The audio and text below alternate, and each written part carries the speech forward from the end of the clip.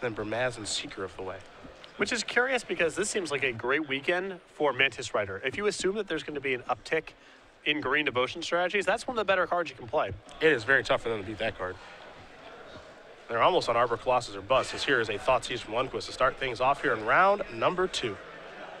And Lundquist did a lot of work with those Thoughtseizes back in the day when Fairies was the standard deck. Oh, believe you me, I know that. Ben, very skilled Fairies player. You see a hand here, Seeker of the way. A couple of lands, Monastery Mentor in hand, Jeskai Charm as well. So we'll see what Ben does want to select here in just a moment. Sees the lands on what can be cast. There's a Mountain of Flooded Strand and a Temple of Triumph. And I think you're going to see Ben just try to break up the curve of creatures a little bit here. Strand Kelvin with a bunch of burn spells in his hand, and from Ben's side, ideally at a pretty high life total. I think to note here from Kelvin's deck list as well, no copies of Goblin Rabblemaster, a card that you pretty much identify with in Jeskai. But none of those there. Going to take Monastery Mentor, 4 copies of that card this weekend here for Kelvin. He'll draw a card. It's a copy of Temple of Epiphany.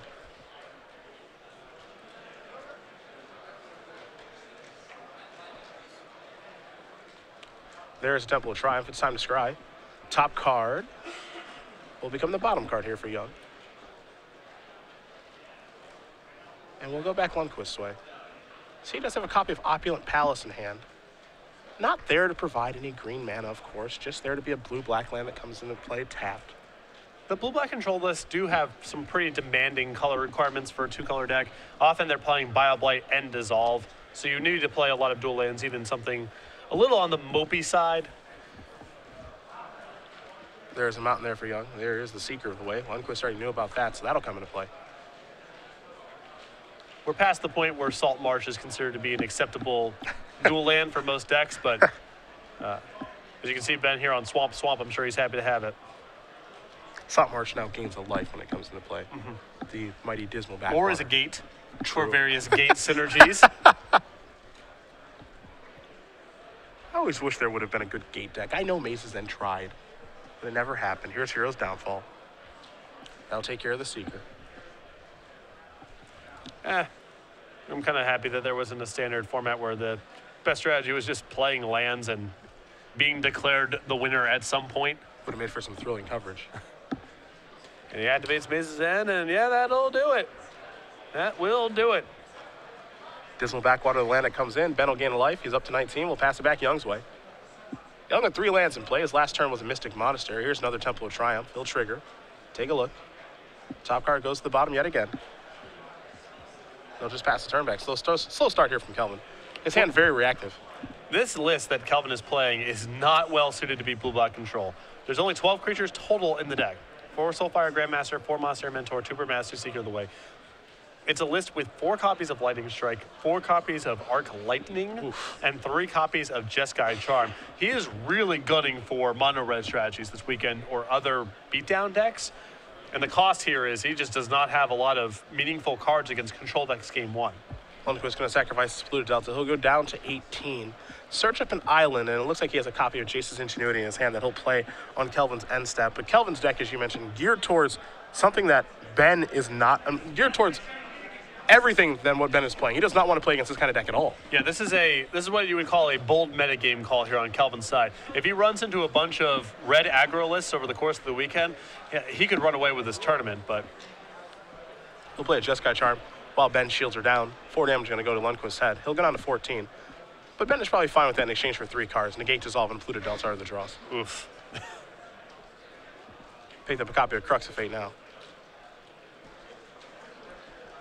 Time for a Temple of Deceit. Take a look at the top card. Lundquist will consult the grip, leave that card on top, pass the turn back over to Young. Young will draw. It's God's willing. Which he has 4 of this weekend. From this stage of the game, Kelvin's draws that matter. There's some creatures, which may or may not matter. He's got some Sark and some Dig Through Times, but he's got a lot of creature removal. It's going to be hard to burn Ben out, especially now with Dissolve and Negate in hand. The card that Lundquist left on top with that Temple was a copy of Pearl Lake Ancient, So Ben trying to get this game over with pretty quickly. Bermaz, King of Oreskos, will be cast here by Young. See if Ben wants to dissolve this. He also has Crux of Fate in his hand, and Pearl Lake can go toe-to-toe with that just fine as well. This is one of those spots where Ben has numerous lines of play that probably all result in wins, but still doesn't want to do anything sloppy. Sacrifice Blue to Delta here. Will Lundquist go down to 13. Swamp or Island coming. He'll go with the Island. And 4 copies of Arc Lightning in the main deck. That is a bold call. And he's looking to play against specific decks. Yes. Jeskai tokens, red-white aggro, Devotion, that did well last weekend. Arc Lightning's good against them. It's not an indefensible move. It just looks really bad here. Yes. This is where you pay the cost. Lundquist will draw. Dismal Backwater was the draw step. Pearl Link Ancient is in play. Betting on tap some mana here. He'll play Hero's Downfall, try to get Bermaz out of the way.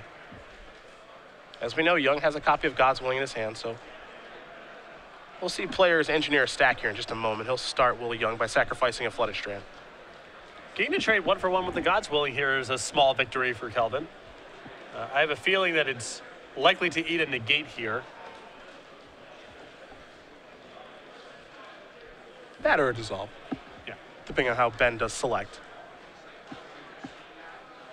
Yeah, I'm going to search out a Plains. Is that a Mirage Plains? It is a Mirage Plains indeed. I'm on it early this morning.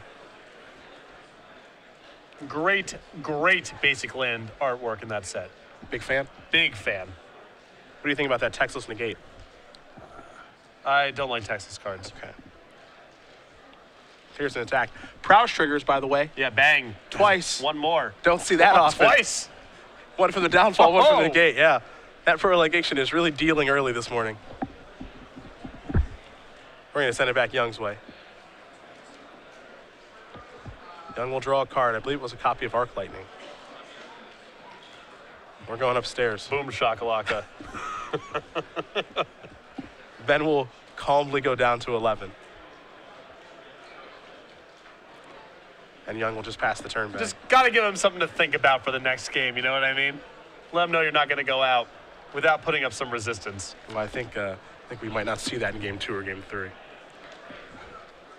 Here's the attack with the Pearl Lake. 6 damage will come across. Lundquist draw for the turn was a copy of Dig Through Time. Here's a Wild Slash. Boom.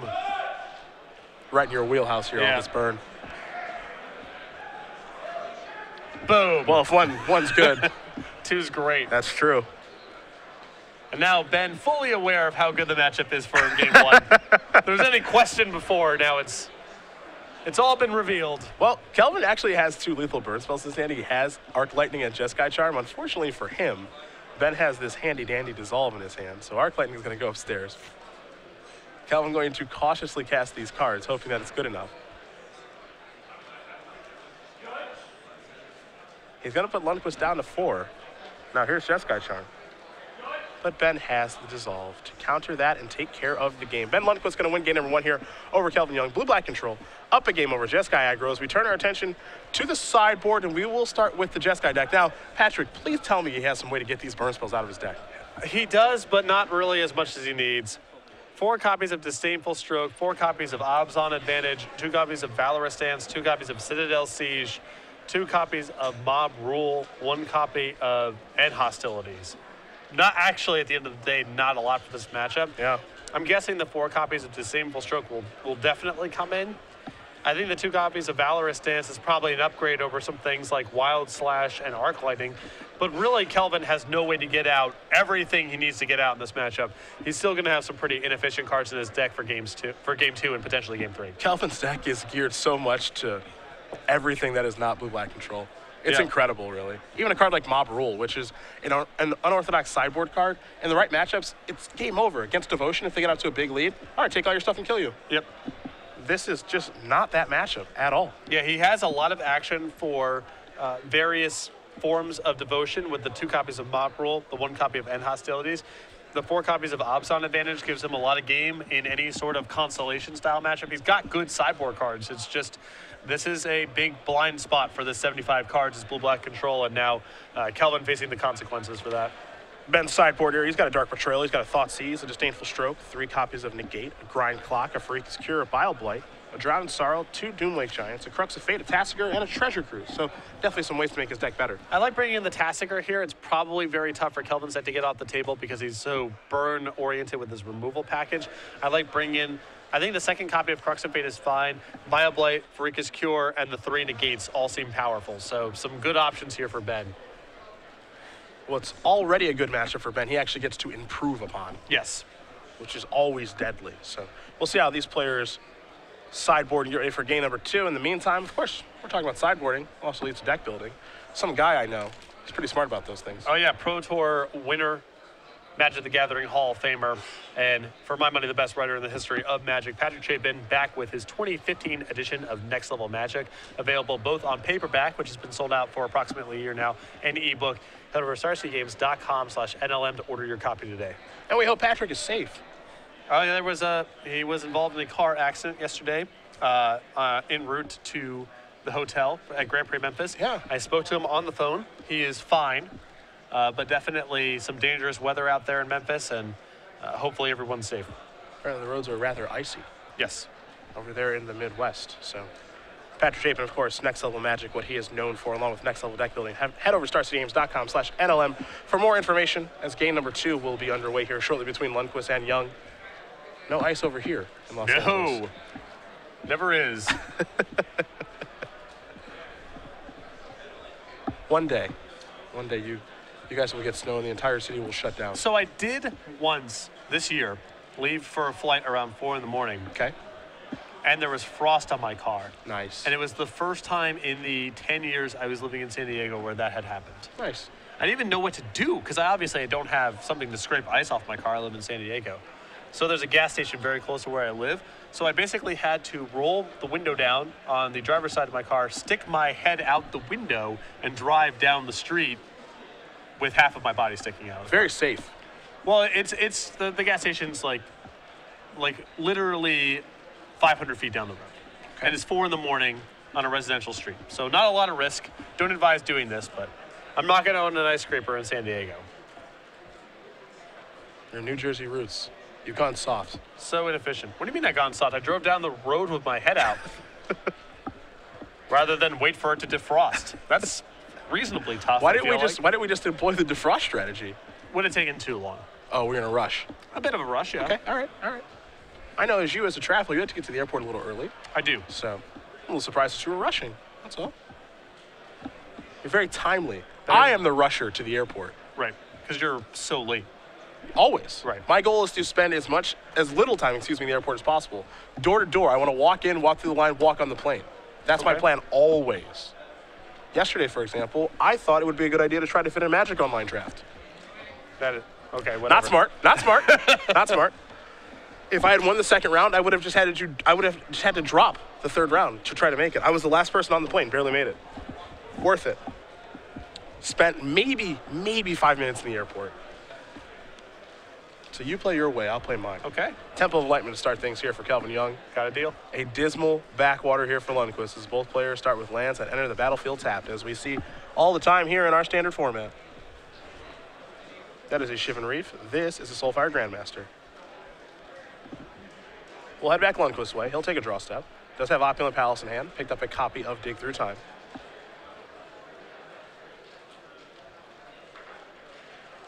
Players still trying to figure out the best place for Soulfire Grandmaster. Oftentimes we see one copy in Red White Aggro. Sometimes we see a copy or two in Jeskai tokens. Rarely do we see it in Jeskai Aggro.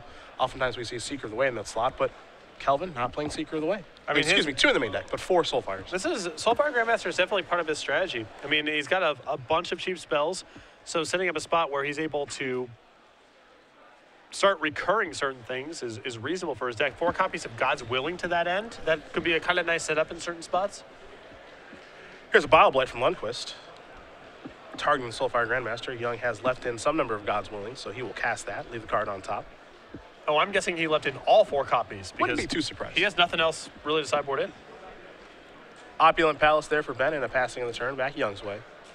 Young draws another copy of Soulfire Grandmaster. He'll play a Shivan Reef and get into the red zone here for 2.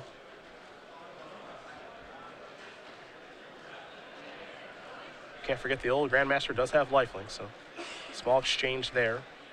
And we'll go back Lundquist's way, 24-17. Tassiger the draw. A card, oddly enough, we saw a lot of in DC, saw some in Indianapolis during our Legacy Open from the Sultai players, but very little last weekend in Houston. It's true. I mean, we saw a lot of devotion strategies and not really that much Sultai. Yeah. Here is an attack for 2.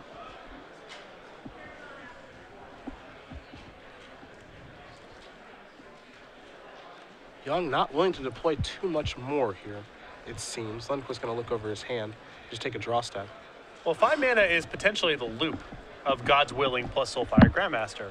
So I think that Ben is not going to just start casting removal into Kelvin having 5 mana available. He's going to take his time. There's no big rush right now. His life total is fairly high. Yeah, he's pushed himself up to 16 thanks to that dismal backwater, using his life total as a resource here.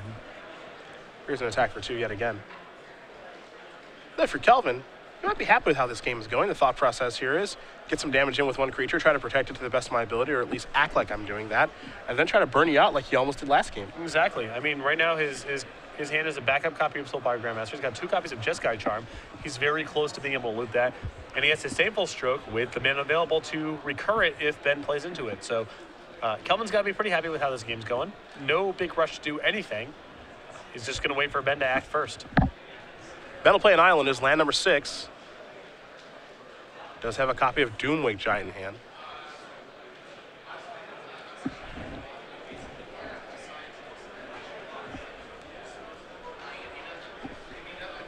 There's definitely got to be some trepidation on Ben's side of the table right now, because if you cast something into a card that allows Kelvin to cast it and get it back with Soulfire Grandmaster and it's your whole turn, he might get pushed out of the game. So this is a dangerous turn. You can see Ben's really thinking about it because he knows the consequences if something bad happens. Well, here is a Doomwake Giant.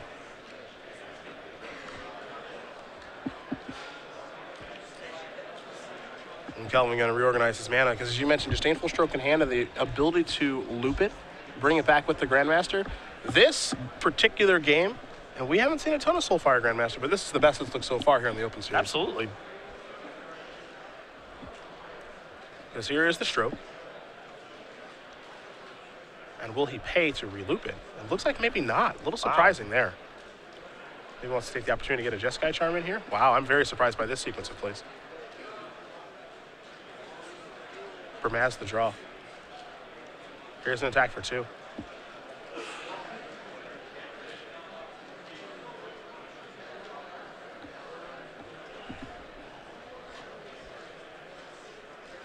I guess the question is there a reason not to loop it? Yeah, I'm trying to think of what's the spell that he's playing around in that spot.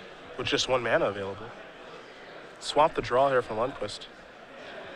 Because against this deck, Disdainful Stroke quite good. Yeah. There's Jace's Ingenuity, there's of course Dig Through Time to counter, Crux of Fate, Perilous Vault, whatever the heck this is about to be. Looks like Tassiger.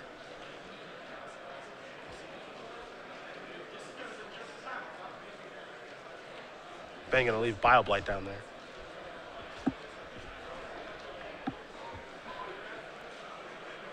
Kelvin's still not willing to pull the trigger on anything. We'll just take a draw step. And the problem now is if he makes a move with the Grandmaster, say with trying to loop Jeskai Charm, that's going to be a total shields down moment for Ben to resolve something to kill Soulfire Grandmaster or potentially something worse. There's 2 mana. Let's make it 3 for Bermaz. Ben looking at negate. Disdainful Stroke as well. This conveniently slides through both of those. But it's not something that he has to really respond to this turn, because Tassiger has the board still pretty firmly locked up. Polluted Delta the draw here for Lundquist.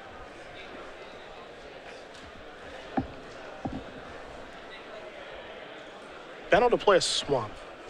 So 8 lands in play, and with the necessary mana for a double Tasker activation if he'd like. Young will draw a card. 30 to 12. Young certainly winning the life total race, but against Blue Black control, that will often be the case. Yep. And no rush for Ben here. If Kelvin's not adding to his board, Ben can just start activating Tassiger. You see, he let Bile-Blight in his graveyard already from the Delve to get Tassiger into play, and now has a pretty good setup.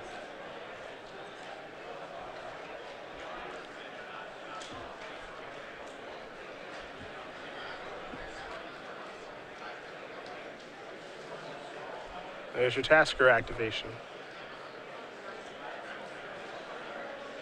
It's time to make a move with Jeskai Charm. Wants to put that on top of the deck. And this is a pretty crafty response. It is.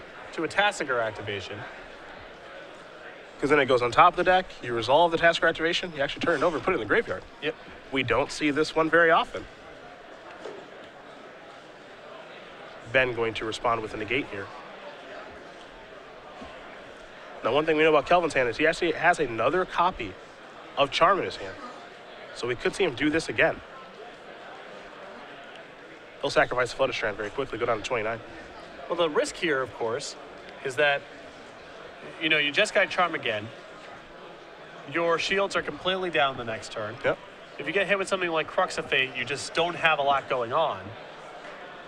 And Kelvin is not in a position to have the mana left over to activate Soulfire Grandmaster in any of these exchanges. So yes, it's good for Kelvin if he can get the Tasker off the table, but this is draining a lot of his resources to do so. And if Ben has any sort of big follow-up, Kelvin may not be able to get back in the game. Well, there is a second Charm.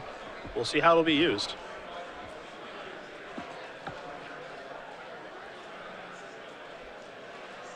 It'll be used much like the first one, which is to put that thing on top. So the stack is clear. This will resolve. Cards will go to the graveyard. And now Young has to give him one of these cards. It's a Jace's Ingenuity, there's a Bile-Blight, a Negate, and the Tasker. This is the other problem with Kelvin's line of play. I mean, Kelvin's play that turn was fine, but just because Tasker's off the table doesn't mean that Kelvin's suddenly winning the game. Yep. It's just one problem solved. Right. Lundquist will draw. Looks like another copy of Negate. But can Lundquist answer the board? I mean, there's a lot of power on the other side of the table. He'll start by sacrificing Polluted Delve, another card in the graveyard for Dig Through Time if that's what he wants to cast.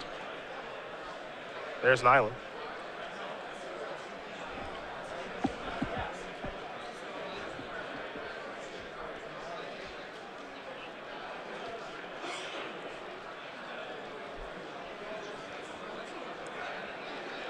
And now he'll go through time.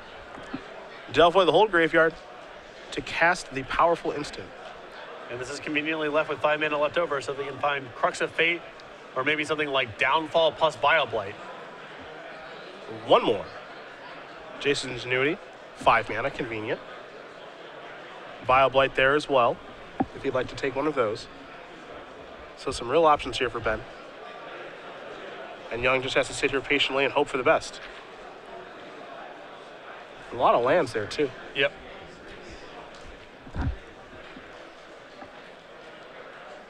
So Bile-Blight and Jace's Ingenuity are the cards added.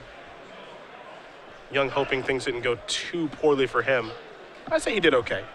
Yeah, I mean, if Ben finds Crux of Fate, it's really bad news for Kelvin. So the fact that Ben is casting Bile-Blight here, of course you would prefer for Ben to find nothing at all, but in the scheme of things, Kelvin will take this. Don't think he's too upset as here comes Bramaz, King of Oreskos, along with the cat token as long as the trigger is remembered, and there is the cat. Lundquist will go down to 7.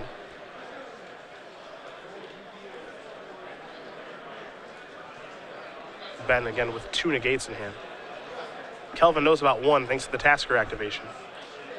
There's also a Disdainful Stroke over there, so let's see what this will be. Another copy of Soulfire Grandmaster.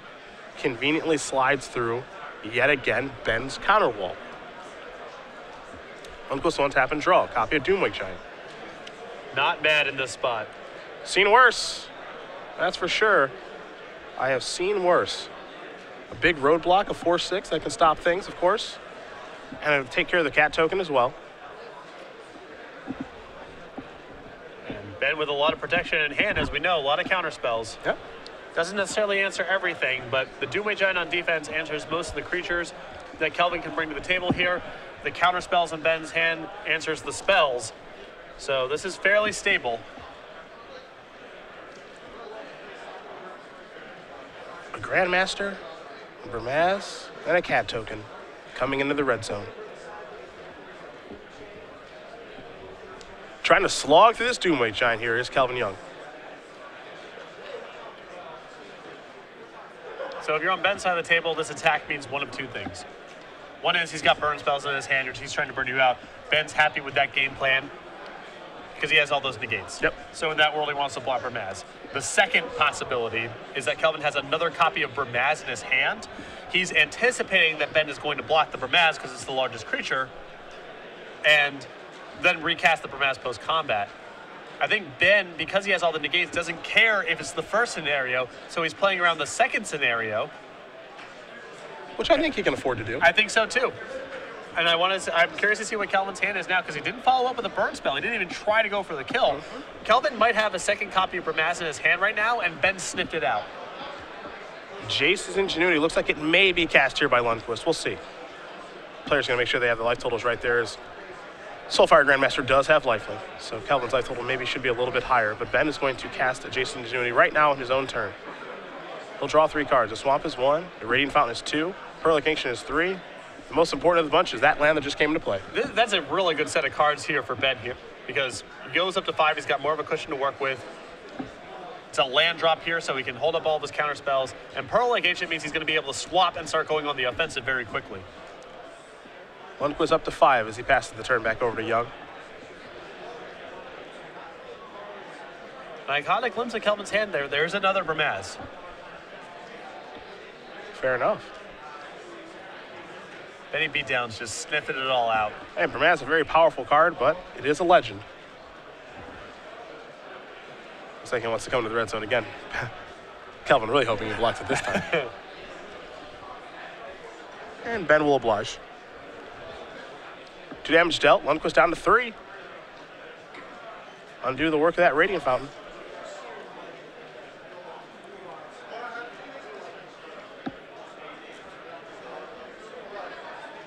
Looks like it may be time to deploy.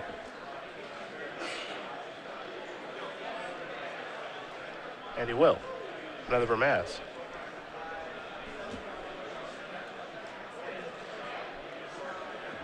We'll go Ben's way. Bile Blight the draw. That is a big one. That's a nice one there for sure. Swamp will come in. I mean, if combat goes the way it went last turn, Kelvin's going to be left with nothing. A block on the Bramaz, a Bile Blight on all the tokens. And the leftovers in Ben's hand, not too shabby. Pearl Lake Ancient, Dig Through Time, a bunch of negates, Disdainful Stroke. Just trying to stabilize as Young is going to tap some mana here. Looks like 4 of it. How about 5 of it? Ben's probably wondering what the heck this is. Looks like we're looking at double red here, so Sarkhan or Stormblood Dragon. It's Sarkhan. It's unlikely to resolve. Disdainful Stroke will get the job done there.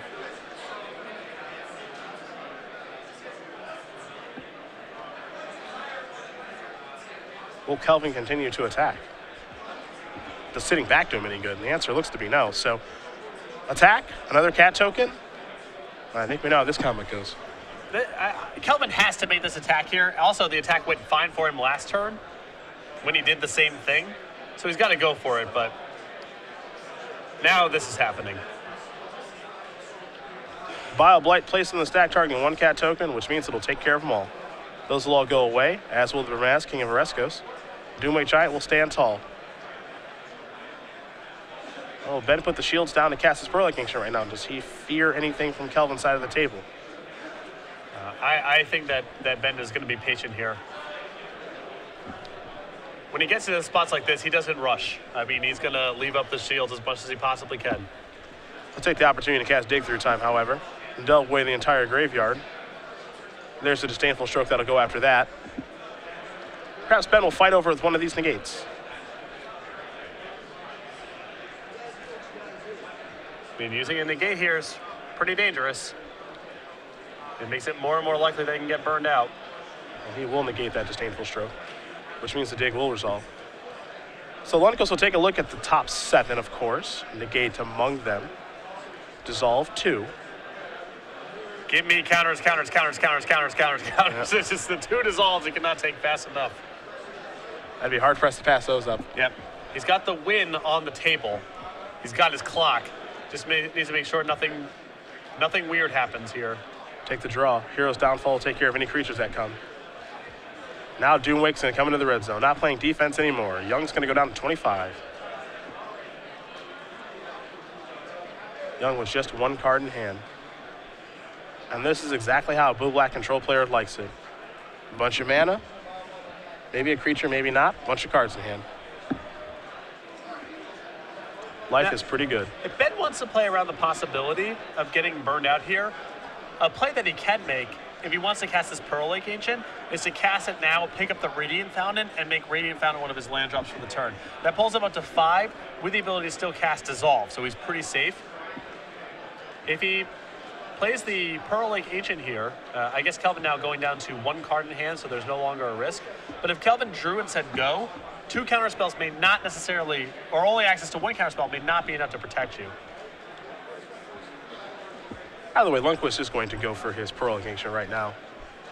That's going to resolve. We're going to head back his way. So the big Leviathan is joining the battlefield. And Kelvin is sitting on a lethal lightning strike, and he's just hoping that at some point Ben puts the shields down and taps out, but that's not happening. I would be very surprised if it did, as Lundquist is going to tap some mana on his main phase here. Will he be Pearl Laking?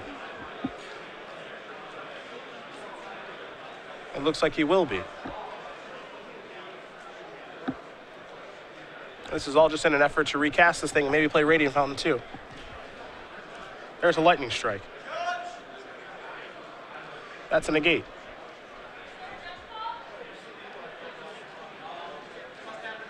Ben just has to decide how he wants to tap his mana. Ben had mana floating. Yeah, he still has mana in his pool, so he can play the Radiant Fountain and then cast the Pearl Lake Ancient with the colorless. Doesn't really matter all that much.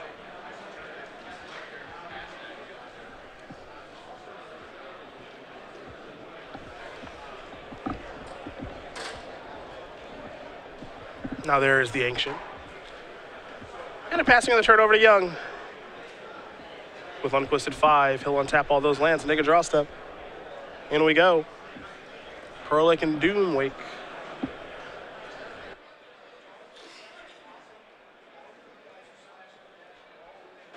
And there's a copy of Valor's Stance.